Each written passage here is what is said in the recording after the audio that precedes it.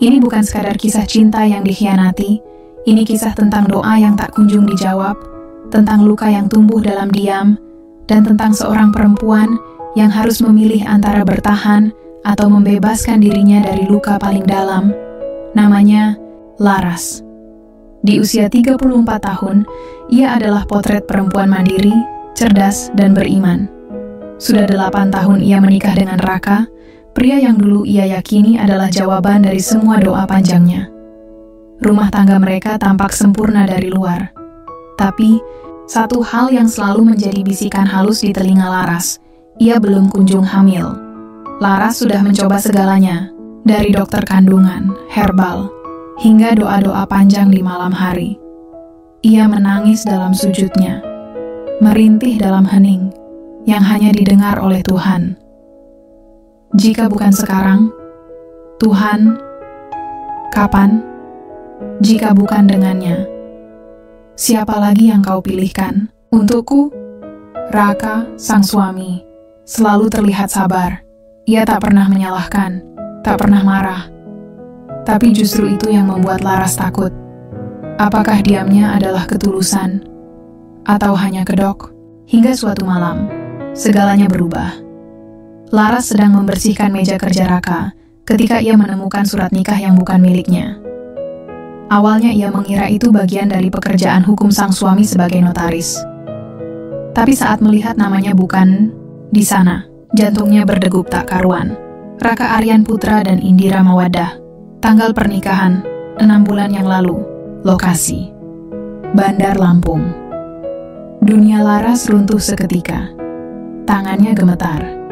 Napasnya tercekat. Ia ingin berteriak, tapi suara tercekat di tenggorokan. Laras terduduk di lantai, memeluk dokumen itu seperti memeluk sisa-sisa hatinya yang baru saja hancur. Matanya panas, tapi air mata belum jatuh, karena masih ada ruang dalam hatinya yang tidak percaya.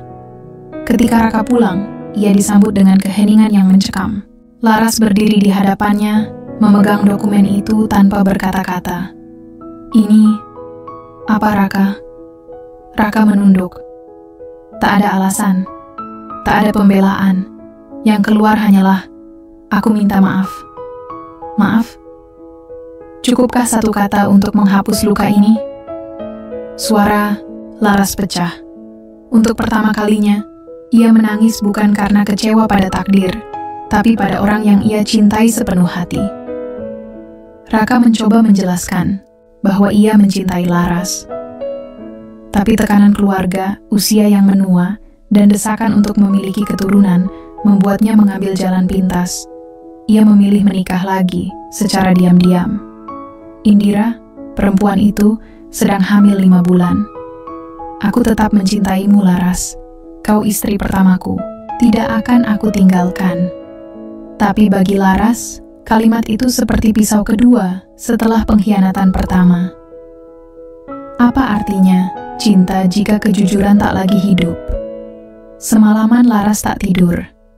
Ia mengurung diri di kamar, hanya suara tangis lirih yang menyelimuti gelap.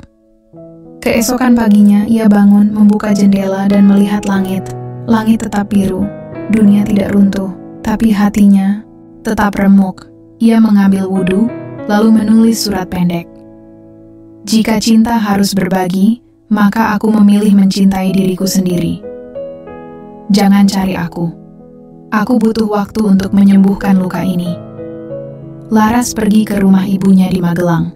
Di sana, ia menemukan pelukan yang tak menghakimi, dan doa yang tak pernah berubah sejak ia kecil. Tuhan, lindungi anakku, Laras. Hari demi hari berlalu. Laras mencoba menata hati, tapi luka itu tak bisa sembuh semudah kata-kata motivasi di sosial media. Ia mulai terapi, mulai menulis, mulai menyibukkan diri. Namun satu hal yang ia tak sangka, Indira, istri kedua Raka, menghubunginya. Pesannya singkat. Saya tahu ini salah, tapi saya ingin bicara dari hati ke hati tentang Raka, tentang bayi ini, tentang kita. Laras membaca pesan itu berulang kali. Ada rasa ingin tahu, ada juga rasa marah, muak, bahkan jijik. Tapi di antara semua emosi itu, satu hal yang paling mendesaknya untuk membalas, keinginan untuk tahu kenapa. Pertemuan itu pun terjadi di sebuah kafe kecil di Yogyakarta. Hujan turun pelan, seperti mencoba meredam segala dentuman di hati masing-masing. Indira datang dengan wajah pucat dan perut yang mulai membuncit. Ia berdiri dengan sungkan, lalu menunduk dalam. "Aku tahu aku salah," ucapnya pelan. "Tapi, aku juga korban, Mbak." Laras tak menjawab. Ia hanya menatap perempuan itu tajam, diam-diam menakar apakah rasa iba layak diberikan. Indira melanjutkan, "Aku tidak tahu bahwa Mas Raka belum jujur pada Mbak. Aku pikir Mbak tahu.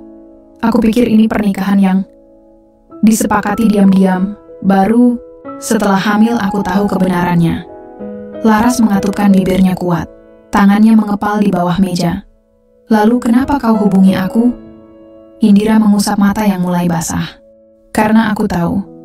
Aku tak bisa hidup damai sebelum bicara pada perempuan yang hatinya kuhancurkan. Aku tahu, bayi ini tidak akan lahir tanpa luka. Tapi aku ingin ia tumbuh dari kejujuran, bukan kebohongan." Laras terdiam, hatinya compang-camping. Tapi ada satu sisi dirinya yang tak bisa menampik. Indira, seburuk apapun awalnya, kini berdiri di depannya bukan sebagai saingan, tapi sesama perempuan yang sama-sama dicurangi oleh ego laki-laki.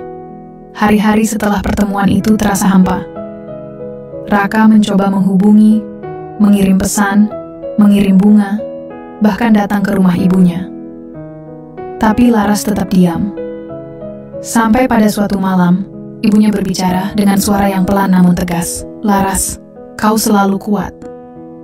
Tapi kuat bukan berarti harus menanggung semua sendiri.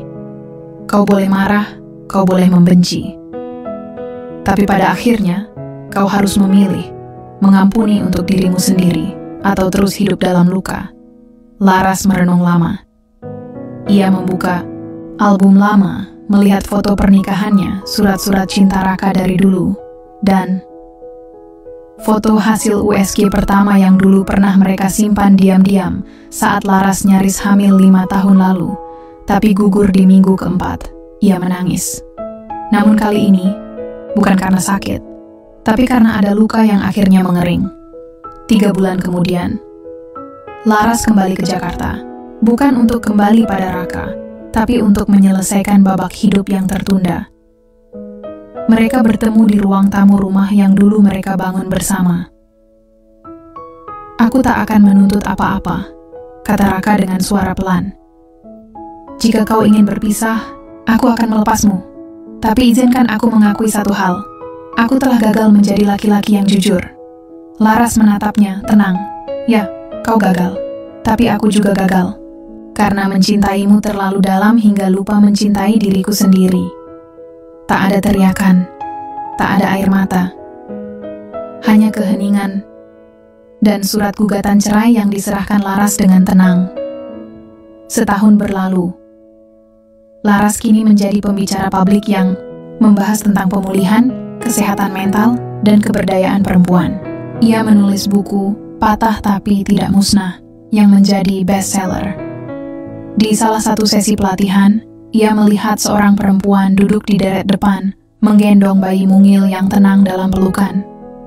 "Indira, Todd." Laras menghampirinya seusai acara. "Dia, anak yang manis," ujar Laras. Indira tersenyum dengan mata yang berkaca-kaca. "Namanya Harapan." Laras mengangguk. Semoga ia tumbuh menjadi laki-laki yang jujur, yang tahu bahwa cinta tidak boleh dibangun di atas kebohongan. Mereka saling menggenggam tangan. Dan untuk pertama kalinya, Laras benar-benar merasa damai. Kisah ini bukan tentang lelaki yang mengkhianati, bukan juga tentang siapa yang lebih pantas. Ini tentang perempuan yang tak lagi ingin saling menyakiti, tapi memilih mengakhiri luka, merawat diri, dan tumbuh dari luka menjadi pelita. Karena kadang, tak semua cinta harus berujung bersama, tapi semua luka layak untuk disembuhkan.